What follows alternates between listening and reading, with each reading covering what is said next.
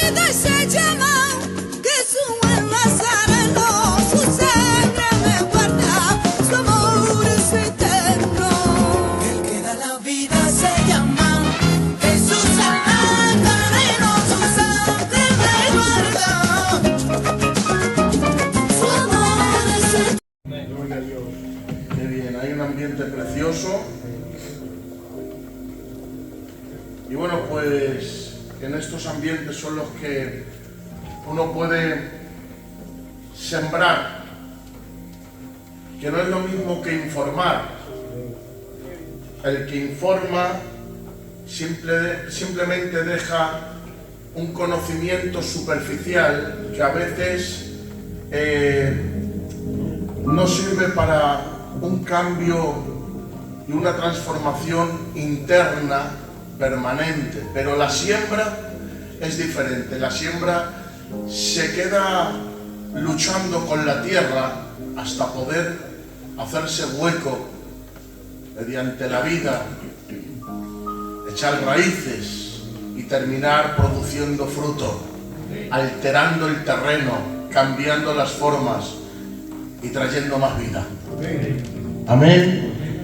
Y esta es una buena noche para sembrar. A mí me gusta utilizar estos espacios que Dios nos cede, que Dios nos da, para poder plantar principios del Evangelio, de la Biblia, principios sanos, sólidos, con los que la juventud pueda crecer. Qué importante es la siembra, hermanos.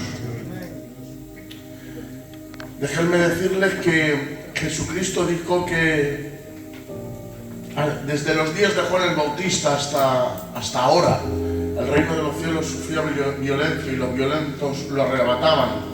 Se refería precisamente al movimiento celote, movimiento que se estableció para intentar instaurar el reino mediante la violencia, sediciones, revueltas, golpes de estado, asesinatos.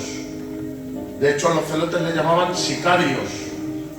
Precisamente ese movimiento sicario, ese movimiento celote, quería instaurar el movimiento del reino por la fuerza. Pero Jesús dijo hasta ahora. De ahora en adelante va a cambiar el paradigma, es decir, ya no se van a hacer las cosas de la misma manera. Ya no va a ser la daga, sino la espada. Gloria a Dios. Ya no va a ser la violencia, sino el amor. Ya no va a ser la oscuridad, sino la luz, la que va a romper con las tinieblas. Ya no vamos a utilizar la violencia. Pedro, no es esa la manera. La manera no es cortando, sino sanando. Saulo, tú que me persigues, ahora te vas a convertir en un perseguido. Y mediante el poder del amor se extendió un reino que ha tenido su influencia hasta nuestros días. Amén. Una semilla. Sin embargo, algunos dirán, pero José, ¿y qué de las cruzadas? ¿Qué de las guerras santas? ¿Qué de las santas inquisiciones? ¿Qué de los inocentes que murieron en las hogueras a manos de obispos, papas católicos? Bueno, precisamente nace a partir de una semilla que en el siglo IV plantó Agustín de Hipona en su libro Ciudad de Dios. Él justifica la violencia por motivos religiosos. Esa semilla la tomaron, entre otros, padres de la iglesia o papas, y eso lo instauraron como doctrina y terminó siendo el fundamento y la justificación para traer matanzas, masacres. ¿Qué poder tiene una semilla? Más adelante, aunque la iglesia protestante se dividió de la iglesia católica, Martín Lutero y Calvino seguían con la semilla de San Agustín de Hipona. A Calvino le llegaron a llamar el Papa de Ginebra y utilizó los mismos métodos. Siguió quemando en hogueras, mató a Miguel Servet. Y perdónenme por utilizar esta información, posiblemente se les cae un mito, pero Lutero en sus escritos también justifica, entre otras cosas, la violencia contra los judíos y también contra los gitanos, aunque parece inverosímil, sí. De hecho, está datado históricamente que Adolf Hitler era creyente, era cristiano y todo. Pues él basó su holocausto nazi en escritos de Lutero. ¿Cuánto poder tiene una semilla? ¿Cuánto poder tiene una siembra? Un consejo, una enseñanza, una palabra. Por eso el hecho de que tengamos aquí a jóvenes, Abraham, que podamos sembrar en ellos, es tan útil que de aquí pueden salir evangelistas, profetas, pastores, maestros. Ojalá Dios preserve vuestras tierras de las malas semillas, porque muchas ruinas vienen precisamente de malos consejos. Hay gente que dice, pero ¿cómo es posible? ¿Cómo has tomado esta decisión? ¿Cómo has hecho esta locura? ¿Cómo has llegado hasta este punto? Bueno, no es la decisión que has tomado lo que has hecho. Hay unos puntos suspensivos hacia atrás. Llega al origen. ¿Quién te sembró? ¿Quién te enseñó esto? ¿Cuál fue el consejo que cogiste? Porque los malos hechos nacen de los malos consejos. Que Dios en esta noche nos siembre de semilla santa, incorruptible, nacida del granero del cielo, en el nombre de Jesús. Miren, tengo una palabra de Dios que espero que les haga bien. Y como decían los hermanos, yo me voy a sentir libre en el nombre de Jesús. Amén. Dice la palabra en Éxodo capítulo 3, versículo 7. Dijo luego Jehová: bien he visto la aflicción de mi pueblo que está en Egipto, y he oído su clamor a causa de sus exactores, pues he conocido sus angustias, y he descendido para librarlos de la mano de los egipcios y sacarlos de aquella tierra a una tierra buena y ancha, a tierra que fluye leche y miel, a lugares del cananeo, del eteo, del amorreo, del fereceo y del heveo. El clamor pues de los hijos de Israel ha venido delante de mí, y también he visto la opresión con que los egipcios los oprimen. Amén. Miren, déjenme tomar este texto como cabecera para narrar la campaña de conquista de una generación que ha quedado, hermanos míos, enmarcada en los anales de la historia, y precisamente ha quedado enmarcada como una generación de conquista. El Señor me permitió escribir hace varios años mi primer libro titulado Generación de Conquista, en el que marco varios pasos para que una generación tenga las características de la generación de Josué. Precisamente, hermanos míos, entre otras cosas, el Señor me permitió escribir ciertos pasos por los que tiene que transcurrir el crecimiento, el desarrollo y las características de esta generación. Todas las generaciones de conquista tienen que marcar estos pasos. Vamos a ir dando ciertos pasos, y para que no nos perdamos os voy a ir diciendo cuáles serán. Iré diciendo brevemente algo acerca de cada paso, pero vamos a pasar por Egipto, cruzaremos el Mar Rojo, andaremos por el desierto árido y seco, posiblemente demos algunas vueltas por allí. Luego tal vez tengamos que cruzar Jordanes salvajes. Nos pararemos en Gilgal, que posiblemente sea un tiempo de pacto y de decisión y de reflexión. Posiblemente tengamos que tirar algunas murallas llamadas Jericó. Y bueno, al fin y al cabo, todos tendremos que acabar en la tierra prometida que fluye leche y miel. Pero déjenme comenzar sin más preámbulos ni introducciones, porque quiero ir directo y ser claro en esta noche. Hermanos, el pueblo de Israel, como vosotros sabéis, es un pueblo nómada que anda por el desierto, peregrinando sin lugar fijo, sin tener donde echar raíces, anclado a una promesa de que Dios les iba a dar una tierra propia, suya, donde desarrollarse, donde crecer. Creo que todos tenemos sueños, ¿verdad? Todos tenemos metas, objetivos, proyectos. Todos nacemos de alguna manera con ese instinto de superación, y todos queremos un día llegar a tener una estabilidad, ¿verdad? Todos queremos conquistar esos terrenos posiblemente desconocidos, algunos de una manera y otros de otra. La cuestión es que todos esos proyectos, esos sueños suelen comenzar desde Egipto.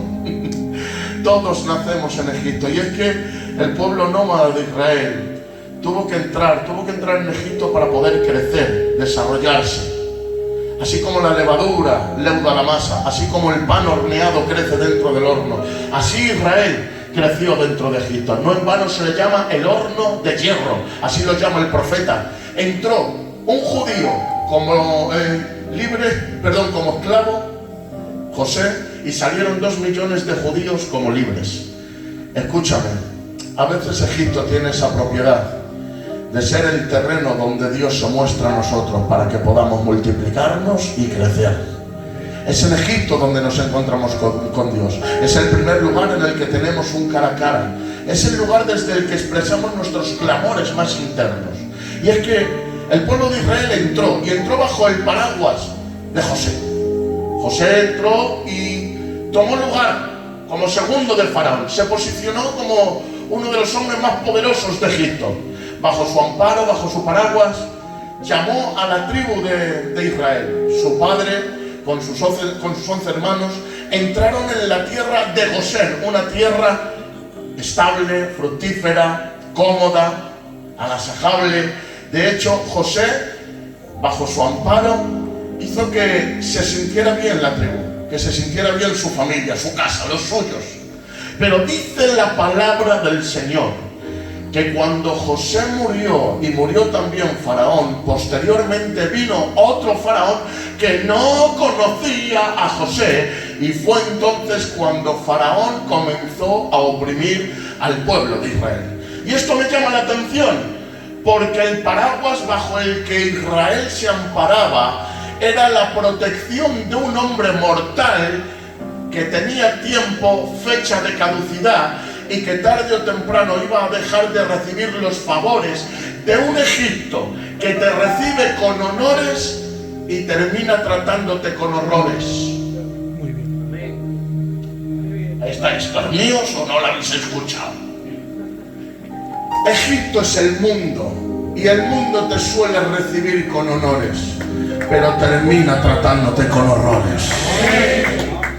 Suele ponerte manjares suculentos, agasajarte con las vanidades ilusorias, te embeleza con el pecado atrayente. Parece que todo es bonito, bello, que todo es color de rosa, que te vas a comer el mundo. Oye, cuando eres joven eres un tornado, y de alguna manera tienes esas ganas, esas fuerzas, conquistarlo todo. Ah, Dios mío, crees que te vas a comer el mundo, y al final el mundo te termina comiendo a ti. Lamentablemente, hermanos míos, creemos que todo es bello, bonito, y queremos enriquecernos y crecer y engrandecernos y coger dinero y disfrutar, perdónenme, y como dicen los hermanos, voy a tener hoy libertad. ¿Qué más da? Disfrutemos de la vida. Solo tenemos una vida, ¿verdad? Vamos a vivirla. No tenemos que dar cuentas a nadie, no tenemos que estar con temor ni con miedo. Somos jóvenes. Que viva la adrenalina, que vivan las emociones fugaces, que vivan los placeres pasajeros. Al fin y al cabo hay que vivir la vida, chacho. ¿Qué vamos a hacer ahora, margaricos? Nos vamos a meter en 4 paredes. Disfruta, disfruta, gózatela, agasájate, haz todo lo que quieras. Pero dice el sabio de Eclesiastes, que el sabio de Eclesiastes, por si no lo sabes, era el más sabio de toda la tierra. El hombre que tenía todo lo que tú querías poseer, él lo tenía, y lo tenía de sobra. Le dijo a la risa, ven, y le dijo, enloqueces. Le dijo a los placeres, anda, venid aquí, y le dijo, me dejáis vacío. Tenía yuntas de bueyes, de camellos, mujeres las que le daba la gana, los mejores vinos, los mejores manjares. Pero, hermanos míos, después de haber cruzado ese trayecto que todos queremos cruzar, después de haber conquistado todos los terrenos conocidos y por conocer, después de haber surcado todos los mares de las emociones, de los placeres, de los pecados, este hombre, desde el monte de la experiencia, habiendo recorrido el camino, tiene que escribir un libro llamado Eclesiastes. Desde el monte de la experiencia, negrita las generaciones venideras. Vanidad de vanidades, todo es vanidad. Joven, alégrate en los días de tu juventud, tome placer tu corazón en los placeres temporales, pero que sepas que sobre todas estas cosas le vas a tener que dar cuentas a tu Creador. fruta, vas a terminar amargado, oprimido, seco. Dios mío, déjenme decirles, conozco jóvenes que desde sus porches, último modelo, me han confesado que tenían sentimientos de suicidio. Yo, sentado en el asiento de copiloto, he visto jóvenes marqueses, con dinero, con toda la juventud por delante, cómo los demonios la han oprimido de tal manera, hermanos míos, que han tenido que tomar ansiolíticos y antidepresivos, porque Egipto te recibe con honores, pero te termina tratando con horrores. Dios mío, tú ves el pecado, y el pecado tiene una apariencia tan bella cual Dalila, que te embelesa, te cautiva, te atrae, pero termina jugándotela, haciendo que termines dando vueltas y vueltas, ciegecico y sin futuro, alrededor del molino. Señores, déjenme decirles que el pecado tiene una apariencia embelesante, pero termina robándote el futuro, robándote la identidad, robándote la felicidad, robándote lo poco que tienes. Ay, Dios mío, ¿quieren que les presente el pecado? El pecado parece ser que tiene una apariencia hermosa, pero demos un paseo y vamos a ver cómo deja el pecado los sitios que visita. Vamos a pasar por el Edén, colorido, hermoso, un jardín preparado para el hombre. Quiero que pases ahora. Vas a ver un desierto árido y seco, sin color y sin hermosura. Por ahí, hermanos míos, no hay nada, no hay vida, no hay gloria. Así se ha quedado hoy el Edén, que era colorido. Señores, ¿quieren pasar a ver el pecado que ha hecho con Israel? Como vemos, una generación que salió para conquistar, una generación, hermanos míos, llena del vigor, de gloria, de poder, con señales y prodigios. Quiero que veas el desierto del Sinaí lleno de tumbas, porque el pecado pasó por aquella generación incrédula, rebelde, que puso, aleluya, a Dios en tela de juicio. ¿Quieres ver el pecado? Quiero que vengas y veas a Saúl, un hombre que de hombros para arriba sobrepasaba a todos, humilde, sencillo, conducía los ejércitos de Jehová, tenía la gracia del Señor, era el primer rey de Israel, todo el mundo estaba gozando con él. Quiero que vengas y veas cómo ha entrado el pecado y lo que ha hecho con él. Quiero que le veas con los ojos sacados de las cuencas, con las ojeras, ay Dios mío, por aquí, con los pelos al techo. Está loquico, tiene trono pero no es feliz, tiene corona pero no está a gusto. Ay Dios mío, tiene el cetro pero tiene la conciencia turbada. Eso es lo que ha hecho el pecado con él. ¿Quieres que vea? ¿Quieres ver lo que hace el pecado? Quiero que vengas conmigo al Calvario. Quiero que le veas suspendido entre el cielo y la tierra. No hay parecer ni hermosura en él. Señores, como raíz de tierra seca. Ahí está nuestro Señor, ensangrentado, amoratado, encima de la cruz. En vez de poner Henry, podríamos poner el pecado lo hizo. Eso es lo que hace el pecado. ¿Quieres ver el pecado? Ven conmigo a una casa. Mira cómo se matan el matrimonio. Mira cómo no se aguantan. Mira los golpes. Mira cómo vuelan los cacharros. Mira los niños llorando. Mira las madres que no saben dónde están sus hijos. Mira los drogadictos cómo están en las barranquillas, en la celsa. Mira cómo están tirados en el suelo. Mira los alcohólicos yendo de bar en bar, tambaleándose sin saber de dónde vienen ni a dónde van. ¿Quieres ver dónde deja el pecado a la gente? Quiero que veas a ese joven desorientado que se quiere quitar la vida porque tiene sentimientos confusos y cree que es bueno, pero al fin y al cabo esto le está trayendo una insatisfacción espiritual. ¿Quieres ver el pecado? El pecado lo que hace es traer maldad, traer depresión, traer guerras, traer, ay Dios mío, crueldad. Eso es el pecado. El pecado tiene una apariencia muy bonita, pero le das la vuelta. Está manchado de la sangre de los inocentes. Que Jehová reprenda todo pecado. Cuidado, porque es peligroso estar bien adaptado a una sociedad profundamente corrompida.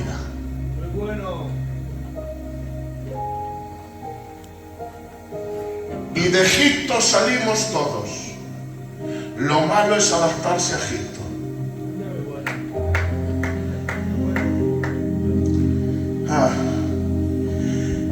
estés agustico, que estés tranquilo en Egipto es un mal síntoma. ¿Habéis visto las ranas? Tú la metes en agua ardiendo y pegan un salto y saltan para otro lado. Ahora, métela en agua templada y poco a poco ves calentando la olla con el agua, y que vaya ardiendo poco a poco y que vaya calentándose poco a poco sin que ella se dé cuenta. La rana no hace ni crack ni salta y termina muriendo tranquila. El que está bien adaptado al mundo, porque poco a poco se ha hecho a él, porque poco a poco ha ido aceptando sus pensamientos, sus parámetros, porque poco a poco se ha ido haciendo, ya no le duele nada, ya no siente nada. Hermanos míos, hay que tener mucho cuidado con adaptarnos a Egipto, mucho cuidado con estar comodicos en la tierra extraña, porque ahí, señores, estamos de paso. Israel estaba de paso y esa no era la tierra que le había prometido el Señor. José se convirtió en la herramienta para dormir sus sueños, en el lugar para sofocar sus pasiones. Allí donde ellos precisamente nacieron para crecer, precisamente se estancaron. Le pido al Señor que no te adaptes al mundo, que no se mueran tus sueños, que resuciten tus pasiones. Has sido llamado a la tierra prometida. Y claro, creo que Dios permitió que muriera José y que naciera un faraón opresor. ¿Cómo, José? Que sí. No te quejes de que Dios permita la opresión que despierta el clamor para liberar a un pueblo. Que muchas veces nos quejamos de que el Señor permite ciertos tratos, Abraham. Yo creo que Dios va a hablar ahora, y decimos, pero ¿por qué esto? ¿Por qué aquello? ¿Por qué lo otro? Porque estabas tan bien adaptado a Egipto que no te diste cuenta que como Dios no levantara esa tormenta, nunca ibas a clamar al que estaba en la popa dormido. Porque estabas tan agustico en la provincia en la que posiblemente ya no te acordabas de la casa de papá, que Dios permitió que viniera una crisis a aquella provincia para que aquel joven terminara pastoreando a los cerdos y que quisiera incluso llenar su estómago de las algarrobas de los cerdos. Y es que déjame que te diga una cosa: cuando no escuchas el consejo del Padre, tendrás que escuchar el recordatorio de las algarrobas. A veces los mayores mensajes nacen de las algarrobas, de la crisis, de los problemas, de las dificultades. Hasta aquí has llegado, ¿lo ves? Como Dios te lo dijo, pero has querido seguir desobedeciendo, viviendo a tu manera, malgastando el dinero, haciendo lo que te dé la gana. Y a veces nuestras mayores lecciones nacen precisamente de las crisis que pasamos, de los problemas, hermanos míos, que nos vienen de momento sin llamar a la puerta. Los tratos de Dios a veces permiten ciertas cosas que sirvan como el perro del pastor. El pastor chifla, no hace caso. Le tira una piedra al costado, no hace caso la oveja. Al final manda al perro para que el perro la asuste a la oveja para que vuelva al redil. Así funcionan las cosas de Dios. Primero, por medio de caricias y silbidos, intenta atraerte.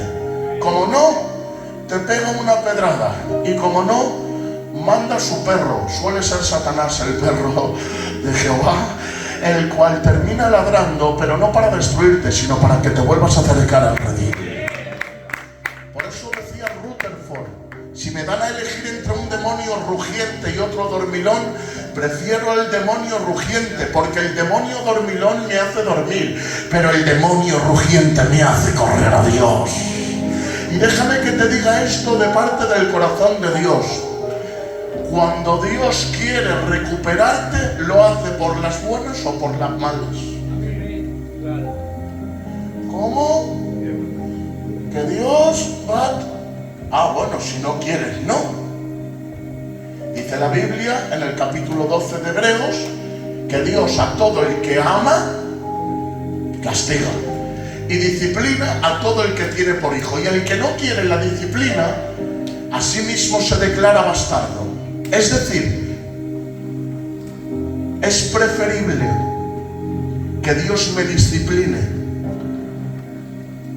a que Satanás me embelese. Y como decía Angeloso, prefiero que Jesús me escupa a que Judas me bese, porque Judas cuando besa traiciona y Jesús cuando escupe sana.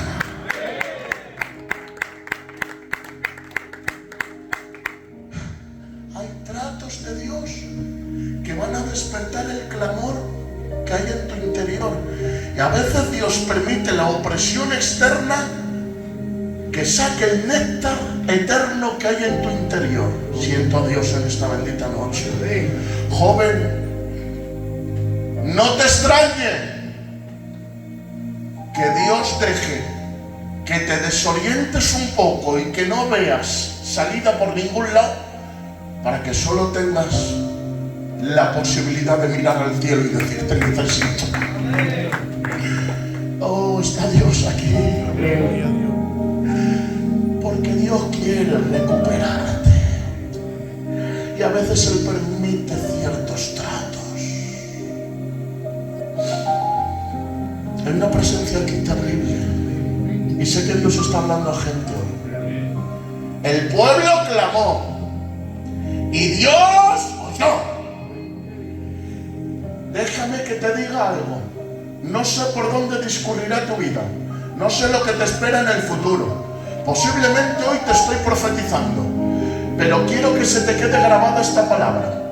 Si en algún momento pasas por opresión y por dificultades, sientes que te estás ahogando, que ya no puedes más, posiblemente lo único que te quede sea clamar. Pero posiblemente ese sea el recurso que Dios esperaba que utilizaras para poder mandarte al Salvador, que te abra el mar rojo y te libere.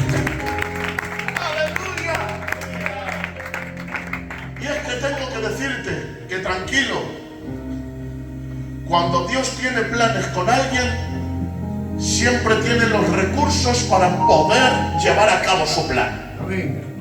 Te lo digo de otra manera: tranquilo, Dios tiene todo perfectamente detallado. Él sabe en qué momento el clamor del pueblo va a despertar la mano de Dios que actúe para enviar un libertador. Y es que ya estaba en el banquillo, ya estaba preparado. Tal vez en la mente de Dios, tal vez en el cielo estaba preparado ese llamado. Y en el momento en el que el pueblo clamó, el llamado hacia el libertador se despertó. Déjame que te diga una cosa: hay clamores que mueven la mano de Dios para traer las piezas del engranaje que necesitas para que empiece a moverse la maquinaria del plan de Dios que Dios tenía para ti. Hay piezas del puzzle que Dios tiene en sus manos y está deseando darte, pero está esperando a que te muevas en oración, aunque te muevas en clamor, a que sueltes lo que tienes en las manos para poder recibir lo que Dios quiere darte. Por eso déjame que te diga algo, joven: hay cosas que Dios te va a dar por gracia, pero hay otras cosas que vas a tener que provocar tú. Y esto no se hace rezando entre bostezos, esto no se hace repitiendo oraciones, aleluya, reaprendidas y automáticas. Esto no se hace de una manera superficial. El clamor implica sangre, el clamor implica corazón, el clamor implica que pongas toda la carne en el asador. Oh Dios mío, no podemos clamar de cualquier manera. Cuando uno clama, es capaz de mover el cielo, es capaz de cerrar el cielo, es capaz de abrir puertas, es capaz de cerrar puertas. La palabra de Dios nos dice: la oración del justo puede mucho. Por una oración se derribaron gigantes, por una oración se callaron bocas de leones, por una oración descendió fuego del cielo, por una oración se levantó el hijo de la viuda de Naín, por una oración, señores, se puede abrir el mar rojo, por una oración puede descender maná del cielo, por una oración puede salir agua de la roca, por una oración se puede convertir la gente. Oh, yo lo creo. Necesitamos una generación que aprenda a clamar desde lo más hondo del corazón. Dios mío, estos son semillas.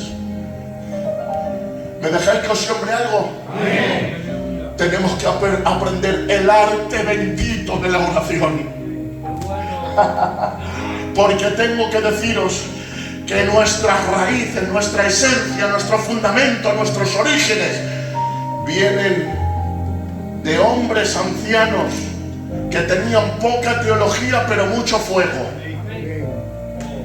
y que tal vez no conocían mucho de cristología, de escatología, de bibliología, pero sí que conocían la ciencia de las rodillas, sí que conocían los misterios de las lágrimas, sí que sabían del fuego del Espíritu, y sí que sabían de cómo mover la mano de Dios.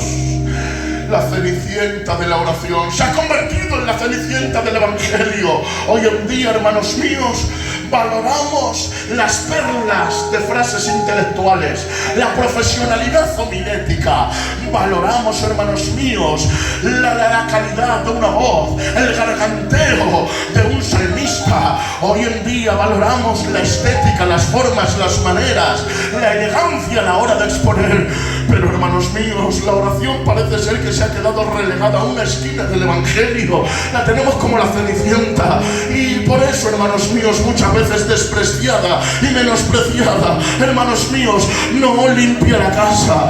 ¿Por qué? Porque la única que tiene poder para arrodillarse, para limpiar la casa, es la cenicienta de la oración. Y en la película suele ser la que se lleva el príncipe. Por eso déjame decirte, por mucho conocimiento que tengas, por mucho intelectualismo, capacidad, elegancia, profundidad de pensamiento, por muy bien, hermanos míos, que podamos tener todo encajado en la Biblia y en la teología, si no oras, estás perdido. Eres un barril lleno de pólvora, pero si no pegas fuego a la pólvora, eso no amenaza a nadie. Por eso a veces utilizamos la pistola, aleluya, que coacciona, que mete miedo y te mato, pero resulta que como no tiene pólvora, no mata a nadie. La pólvora, señores, se enciende con fuego, y solo el conocimiento se enciende con oración. Necesitamos orar, necesitamos clamar. Jóvenes, si tuviéramos la mitad de oración que tenían nuestros ancianos con la mitad de conocimiento que tenemos ahora, revolucionábamos España. Pero los mares de conocimiento que tenemos no impiden que los demonios subidos a los barcos piratas naveguen y surquen por el mar de conocimiento que tenemos. Como sople el Espíritu sobre el mar, las olas se tragan a los navíos y a los barcos piratas. Pero un mar tranquilo, hasta el pirata más pequeño puede navegar por él. Y tengo que decirte, como no sople el Espíritu, los demonios campan a sus anchas, nos aplauden en los cultos, nos dicen amén y gloria a Dios. Pero como venga la unción, el de la mano seca se sana, el demonio se libera, el paralítico se levanta, el ciego ve. ¡Que venga la unción! La ciencia de la oración. Déjame que sea libre, yo quiero hablar con libertad. Me he criado en la presencia de Dios.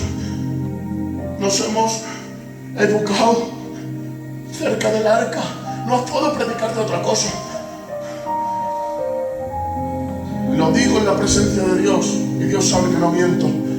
Desde los 15 años me he leído, le regalaron a mi madre, con un montón de cacharros que compró, le regalaron una enciclopedia naranja, libros de historia, de ciencia, de naturaleza. Pues creerme, me leía la Biblia y toda la enciclopedia desde los 15 años. Me fui a la librería de Calatrava. Mi primer libro fue un tomo de Spurgeon, así.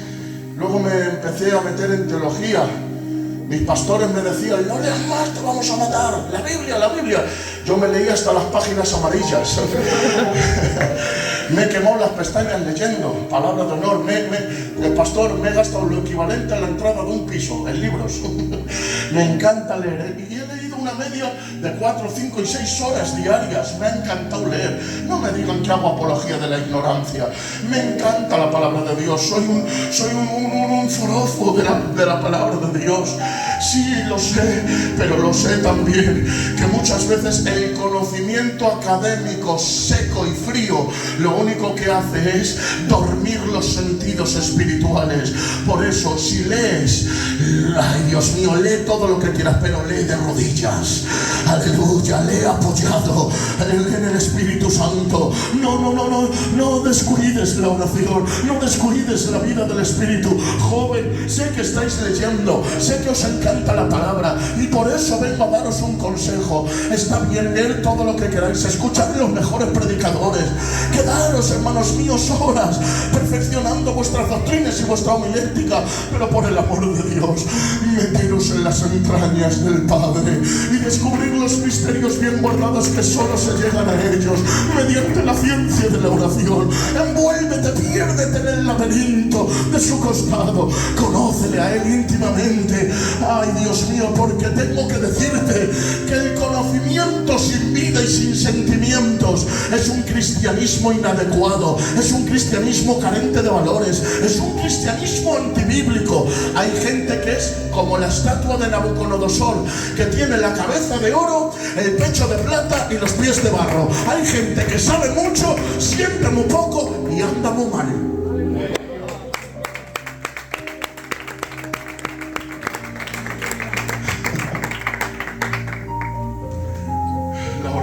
Despierta los sentimientos de Dios y mueve en su mano.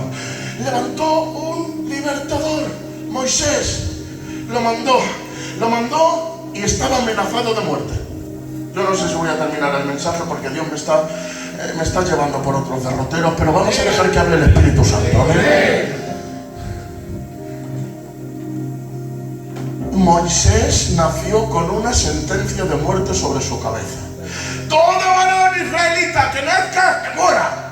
Porque el pueblo se había multiplicado. Faraón tenía miedo de que hubiera una revuelta si crecían muchos varones. Todos los varones israelitas que nazcan, que mueran. Y el libertador nació con una sentencia de muerte sobre su cabeza. Suele pasar. La semilla en su tiempo de semilla siempre está amenazada por las aves. Jesús también estaba amenazado de muerte nada más nacer. Herodes quería matarlo.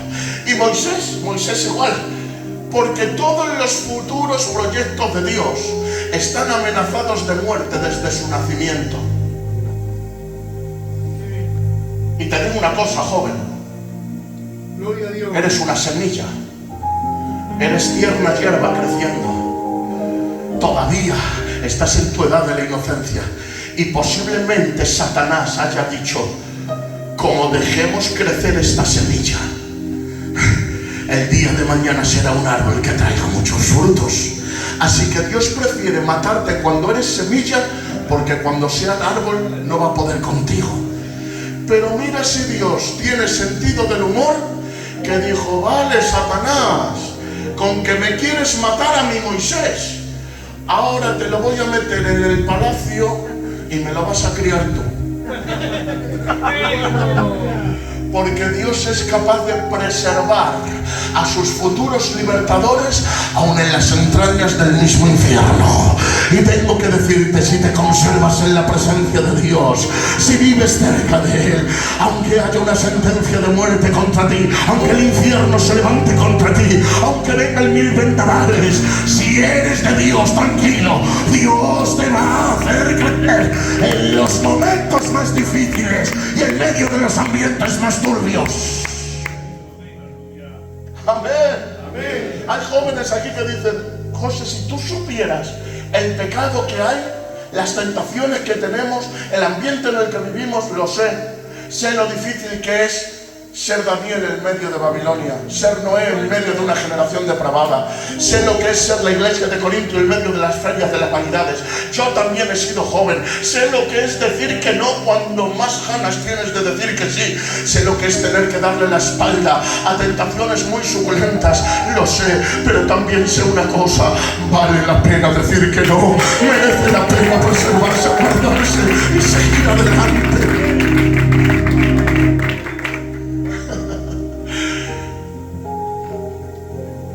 Moisés crece en el mismo palacio de Faraón, al que más tarde le va a buscar la ruina.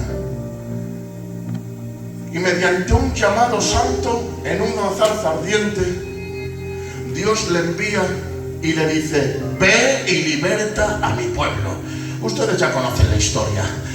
10 plagas descienden sobre Egipto y el pueblo de Israel es liberado. Porque por mucho que quiera apretar el demonio, al final tiene que soltar aquello que le pertenece a Dios. Ay, mi alma te alaba. Ay, mi alma, siento a Dios. Me ha traído Dios aquí. Hay jóvenes que hoy estáis aquí y jóvenes que nos están viendo por internet o nos van a ver por internet, que se sienten atados por pecados, por hábitos ocultos, por vicios, por tentaciones, y dicen: José, que yo quiero, pero que no puedo. Que bien has dicho que Egipto me recibió con honores y ahora me está tratando con horrores. Y lo que al principio era telas de araña que podía quitar con mi propia mano, hoy se han convertido en barrotes de hierro que me tienen esclavizado, que me tienen preso, que no puedo salir. José, no puedo. Me dejáis, perdóname, por favor, perdóname. Hay jóvenes, y lo digo con mucho respeto, por favor, tío, con mucho respeto y con mucho cariño. Hay jóvenes que no dicen nada, pero están atados a la pornografía. Están atados a vicios como el consumismo, tienen que comprar. Están atados a la ludopatía, no pueden dejar de echar a la ruleta, dejar de echar a la máquina. Están atados al alcohol, están atados a las drogas, están atados, hermanos míos, a vicios, hermanos míos, que da vergüenza hablar. Sí, hermanos míos, yo conozco jóvenes que se han criado en los bancos de la iglesia y han terminado buscándole la ruina a toda su familia, porque después de que ha terminado el culto y se han ido a tomar un café, resulta que después de tomarse el café, parece ser que la tragaperras le hablaba directamente diciendo: los 30 céntimos que te han sobrado, échalos. Y los 30 céntimos se han convertido en 10 euros, y en 20 euros, y en 50 euros. Y como ya no valía la tragaperras, ha tenido que ir a la ruleta. Y como resulta que ha ganado algo, se ha emocionado, se ha ilusionado. Y él dice: mi alma te alaba, pues si esto es una ganga, esto es una maravilla. Es una trampa. Recuerda, Egipto te trata con honores para luego darte horrores. No te estás dando cuenta que es una trampa satánica. Empiezan a echar, se busca la ruina. Se terminan gastando, hermanos míos, el dinero que ganan en el mercadito, la nómina del trabajo, incluso hasta el ingreso del mínimo vital que le tienen para dar de comer a su casa y a su familia. Hasta eso he visto jóvenes que se lo gastan y dejan a sus hijos sin vestir, a su casa sin comer. ¿No te estás dando cuenta que te estás buscando la ruina?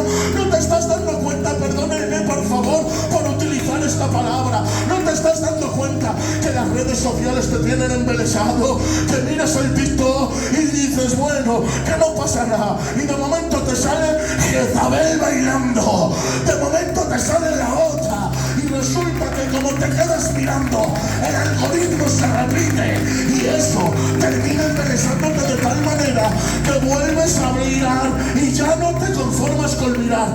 De vez en cuando mandas un mensaje, pones un comentario y ¡ay, cómo te conteste! ¡Ay, cómo te dé lugar! ¡Ay, Dios mío, déjame que te lo diga! Si no eres feliz con lo que Dios te ha dado, no serás feliz con lo que Satanás te ofrezca. ¡Huye del pecado! ¡Sal de ahí! ¡Santifícate!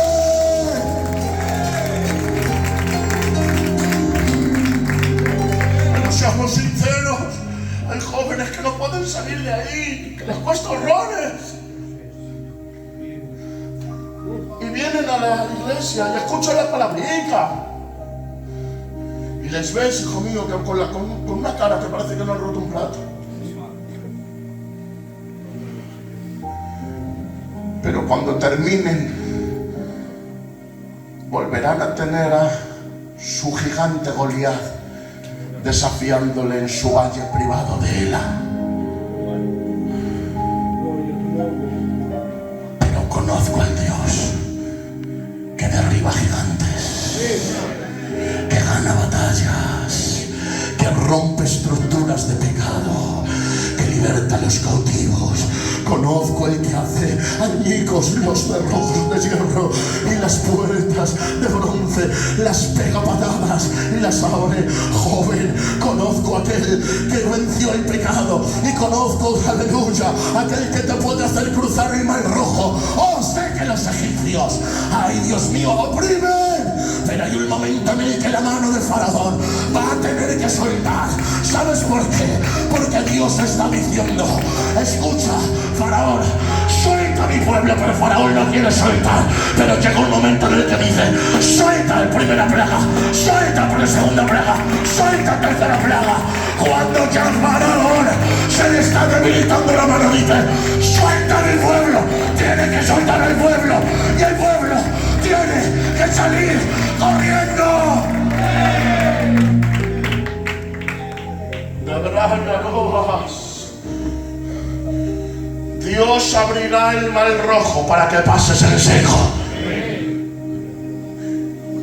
Y que los capataces egipcios que te tenían sometido se queden sumergidos y ahogados bajo el mar rojo. Mientras tú has pasado de ser esclavo a ser libre.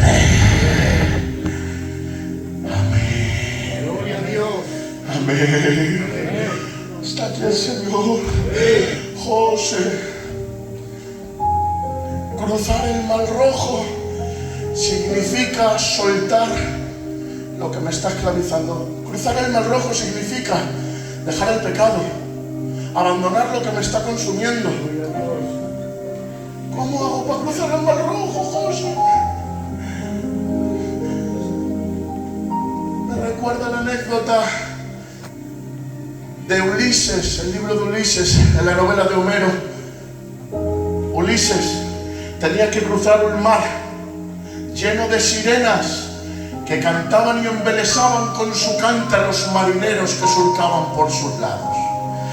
Cuando con sus cantes magnéticos atraían a los marineros, les terminaban tomando, metiendo en el agua y ahogándoles.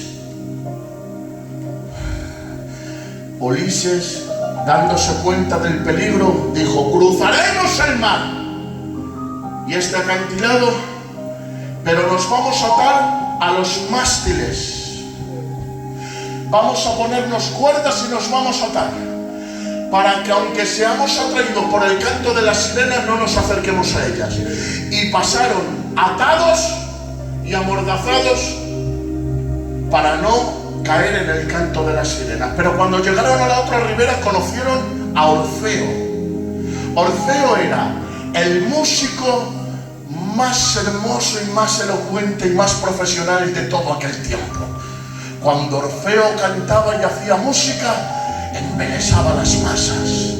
Cuando fueron a volver otra vez por el mismo acantilado y por el mismo lugar, Orfeo se enteró de que pasaron amarrados.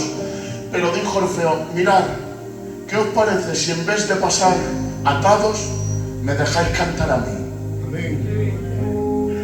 Pasó por aquel lugar y aunque las sirenas cantaron, Orfeo cantó mejor que ellas.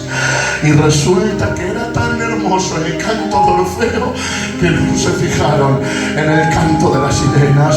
Joven, Una cosa es que cruces las tentaciones obligado por la causa, obligado por tu casa, obligado por la situación, obligado porque tienes que bajar al culto, obligado por el nombre, obligado porque esto. Son ataduras que al fin y al cabo duran poco, porque lo que es obligado, lo que es hostigado, al final dura poco. Pero déjame que te diga, un mejor método para cruzar el valle de las tentaciones: deja que cante Cristo en medio de tu tentación, que te aseguro que Él canta mejor que las sirenas del pecado.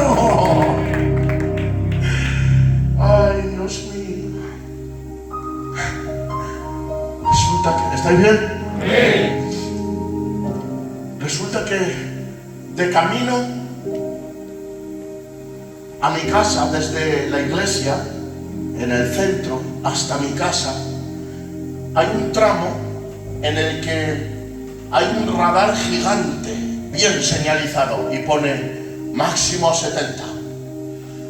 Es una carretera de 4 carriles, para correr a 120 fácil. ¿Qué pasa? Que cuando la gente pasa por ese tramo en el que el radar está sobre ellos, sueltan el acelerador, pisan el freno para ponerse máximo a 70.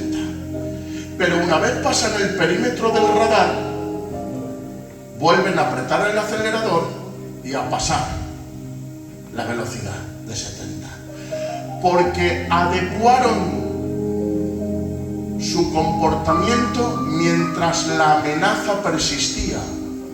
Cuando desapareció la amenaza, volvió el comportamiento ilícito. Hay gente que cambia temporalmente su comportamiento porque es amenazado por la disciplina, por la multa, por el pago o por la consecuencia. Cuando no ven el peligro, vuelven a ser lo que eran. Sin embargo, está el joven que resulta que es mozo. Entra, sale, trasnocha, se gasta el dinero, viene a las tantas, le da igual 8 que 80, pero el mozo se enamora, se pide y se casa y tiene hijos y se cogen una casica, un piso. Mi alma te alaba. Y ahora resulta que el mozo que trasnochaba y vivía perdidamente, ahora no trasnocha, madruga. Ahora no vive perdidamente, ahorra. Ahora no es un loquico, sino que tiene que poner pan en su mesa para sus hijos y para su mujer. Ahora, hermanos míos, no es un cabeza loca ni un bala perdida. Ahora es una persona responsable. ¿Por qué ha cambiado su comportamiento este joven? No por la amenaza temporal del peligro, sino por el amor permanente que tiene a su casa y a su familia. Déjame que te diga una cosa: hay jóvenes que se santifican para conseguir algo y cuando lo consiguen dejan de santificarse. Hay jóvenes, hermanos míos, que quieren alcanzar ciertos puestos, cuando lo consiguen dejan de orar, dejan de consagrarse y dejan de vivir cerca de Dios. Pero hermanos, cuando uno no está santificado solo por la amenaza de la disciplina o por el beneficio de la recompensa, sino que es el amor hacia Cristo, el amor hacia Dios permanente. No hay tiempos, no hay edades, no hay fechas de caducidad.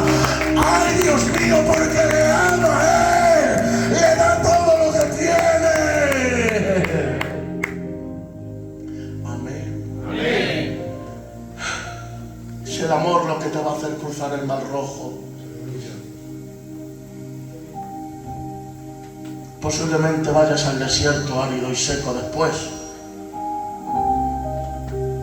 porque tengo que decirte, todo el que quiera santificarse tendrá que estar preparado para afrontar desiertos.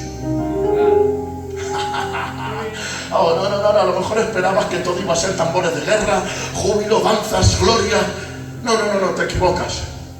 Posiblemente sea difícil el camino que quieres emprender. Joven, no te voy a vender un helado, no te voy a poner una tirita, no tengo bonos del 2x1, no te voy a vender el evangelio de la buena onda con la palomita blanca que no se espanta por nada. No te voy a decir que vas a flotar en una pompa de jabón por encima de la realidad, que no tendrás problemas, que prosperarás en todo. No, el camino del evangelio es muy difícil.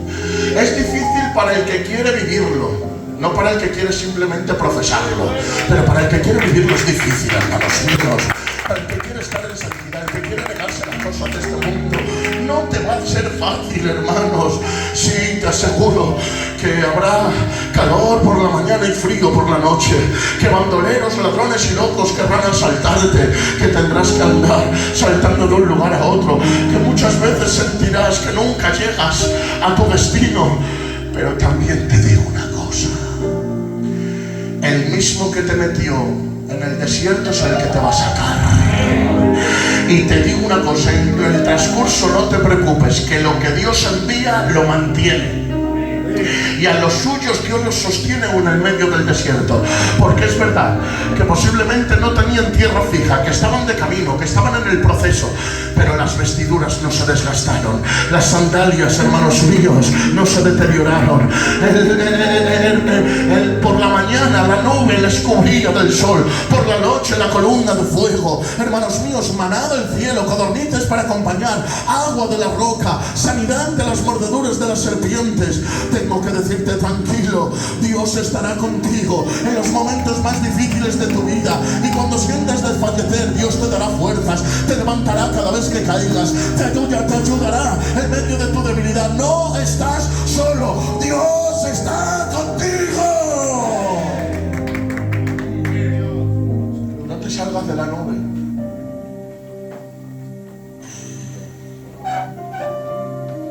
Siento una palabra de Dios.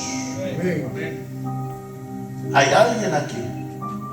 Habrá momentos en el que Dios deje bajar la marea para que se den cuenta de que tú también estuviste allí trabajando. ¡Oh, Dios mío! Hay jóvenes que les veo muy frustrados. ¿Por qué? Porque no he llegado, no he alcanzado. ¿A qué? ¿A que te vean? ¿Qué quieres? ¿Servir o ser visto? ¿Qué quieres? ¿Realmente ser útil o ser famoso?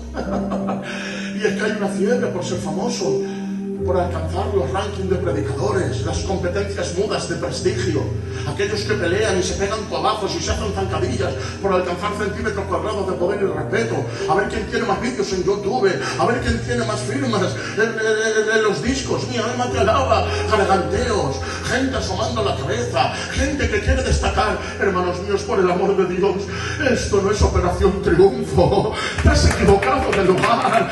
Esto se trata a veces de ser humildes, modestos, sencillos, pero hacer lo que Dios nos ha mandado hacer. Por eso déjame que te diga, en este tiempo Dios quiere levantar un ejército de anónimos ungidos, que aunque no se le conozca, pero que estén siendo los pulmones de la iglesia, que estén ayudando debajo, donde nadie se ve, pero que estén remando. Le pido a Dios que despierte gente sin ansias de protagonismo, sin hambre de éxito, pero con la capacidad de decir: mi público es Él, el que me sonríe es Él, y para Él